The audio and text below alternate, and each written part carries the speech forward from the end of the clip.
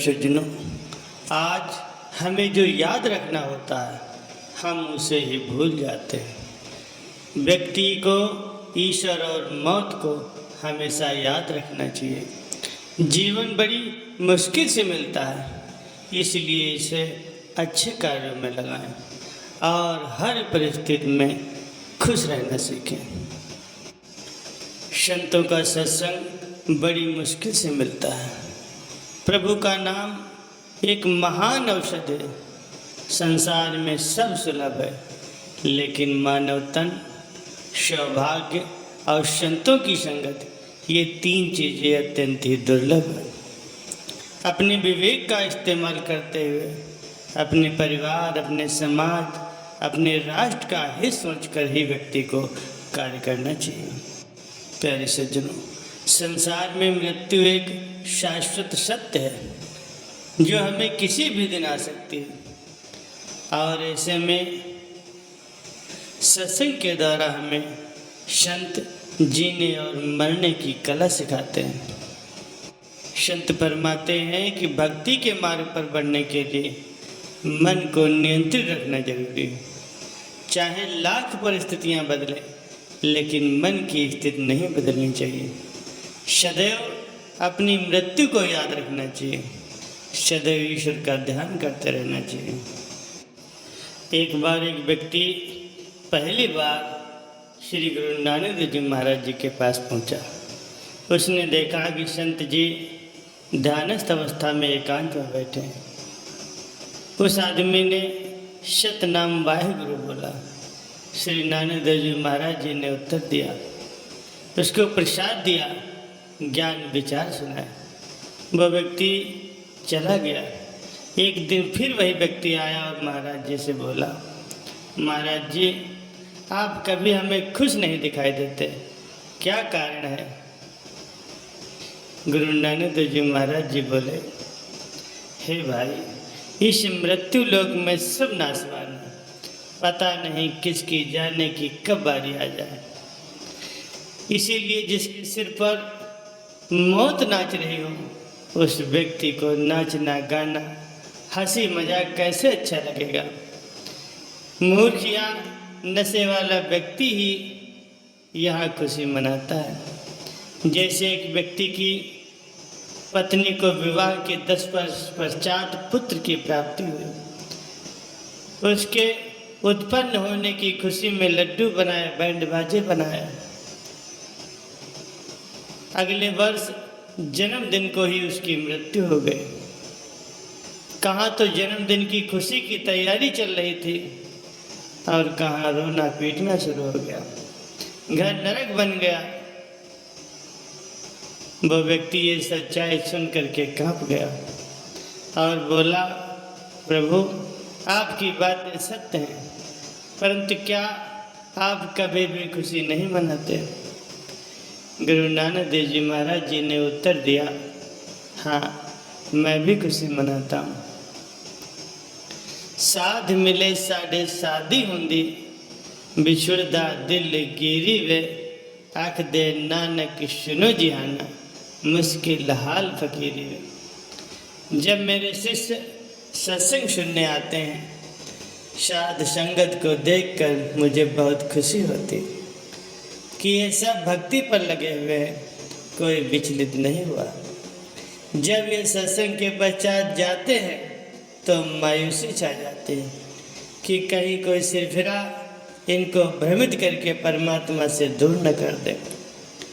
श्री नानक देव जी महाराज जी ने कहा कि ज्ञानहीन संतों ने भक्ति को कठिन बना दिया है। वे पूर्ण मोक्ष मार्ग जानते नहीं, लेकिन भ्रमित करने के लिए सदैव तैयार रहते हैं। इसीलिए जब वे पुनः सत्संग में नहीं आ जाते, तब तक मुझे चिंता बनी रहती है। जब सब आ जाते हैं तो मुझे खुशी होती है, परंतु हम नाचते गाते नहीं, सिर्फ दिल में ही महसूस करते हैं। हम मौत को कभी नहीं बोलते। परम संत कबीर साहब जी कहते हैं कि मौत बिसारी मूर्खा, अचरज किया कौन, तन मिट्टी में मिल जाएगा, जो आटे में लोन। एक बार एक सेठ एक संत जी के आश्रम में गया। संत जी की कृपा से उसको अच्छा लाभ हुआ। वो सेठ सेब, संतरे और केले का एक बड़ा सा थैला भरकर लाया। संत जी ने एक टोकरे में वो सारे फल डाल दिए जिसमें वो फल प्रसाद रखते थे। सेठ 2 दिन के बाद फिर जब गया तो देखा कि टोकरा फलों से वैसा ही भरा हुआ। कुछ प्रसाद संत जी ने भक्तों को बांट दिया और कुछ भक्त फल प्रसाद लाए थे वो भी टोकरे में डाल दिया। सेठ ने संत जी से कहा, महाराज जी आप फलों को क्यों नहीं खाते? संत जी बोले, मेरे को मौत हर वक्त दिखाई देती है, इसीलिए मुझसे खाया नहीं जाता। सेठ ने पूछा, महाराज आप कब जा रहे हो संसार से? संत जी बोले, आज से 40 वर्ष के पश्चात मेरी मृत्यु होगी। सेठ बोले, महाराज यो तो सबको ही मरना है, फिर डर क्यों? ये भी कोई बात हुई? इस तरह तो आम आदमी भी नहीं डरता। महाराज आप कैसी बात कर रहे हो? सेठ जी दूसरे तीसरे दिन फिर आए और इसी तरह से फिर से बातें करने लगे। उस नगरी का राजा भी उस संत जी का भक्त था। संत जी ने उस राजा से कहा कि आपकी नगरी में करोड़ी मल सेठ है, चंदन की लकड़ी की उसकी दुकान है, उसको आप फांसी की सज़ा सुना दो और 1 महीने बाद चांदनी 14 को फांसी का दिन रख दो।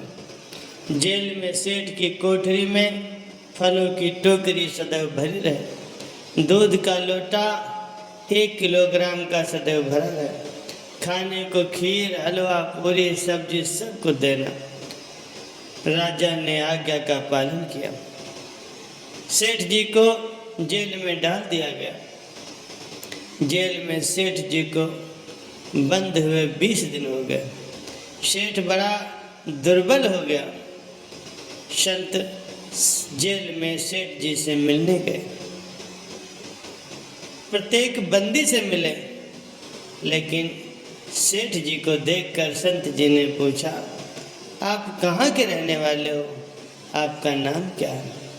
सेठ बोला, महाराज आपने मुझे पहचाना नहीं, मैं करोड़ी मल हूँ, चंदन की दुकान वाला। संत जी बोले, अरे भाई करोड़ी मल, तुम इतने दुर्बल कैसे हो गए? तुम कुछ खाते क्यों नहीं?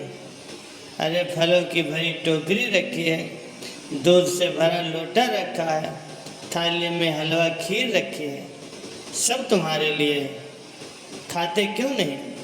सेठ जी बोले, महाराज राजा ने मुझे मौत की सज़ा सुना रखी, मैं कसम खाकर कहता हूँ कि मैं निर्दोष हूँ, मुझे बचा लो महाराज, मेरे छोटे छोटे बच्चे हैं। संत जी बोले, भाई मरना तो सबको है, फिर डर क्यों? किस बात का डर? खा पी करके मौज करो। सेठ जी ने सलाखों से ही हाथ निकाल कर संत जी के चरण पकड़ लिए। बोला, बचा लो महाराज, मुझसे कुछ खाया पिया नहीं जाता, चांदनी 14 के दिन मुझे फांसी होनी है। संत ने कहा, सेठ करोड़ी मल, जैसे आज तेरे को चांदनी 14 को मृत्यु निश्चित दिखाई दे रही है, इसी प्रकार साधु संतों को भी अपनी मृत्यु दिखाई देती है, चाहे वो 40 वर्ष के ही बाद क्यों न हो। आप अध्यात्महीन प्राणी हो, इसीलिए मस्ती मारते हो। अचानक मौत आ जाती है, फिर कुछ नहीं कर पाते।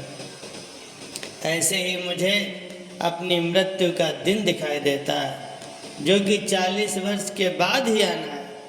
इसी कारण से मुझसे भी ठीक से खाया पिया नहीं जाता। मस्ती कभी भी मन में नहीं आती, सदैव परमात्मा की याद बनी रहती। आपकी ज्ञान की आंखों पर अज्ञान की पट्टी बंधी है। जो सत्संग में खोली जाती है, जिससे जीने की राह निकलती है, मोक्ष की प्राप्त होती है। संत जी ने राजा से कह करके उस सेठ को बरी करवा दिया और सेठ ने भी उन संत जी से नाम लेकर के अपने जीवन का कल्याण कर लिया।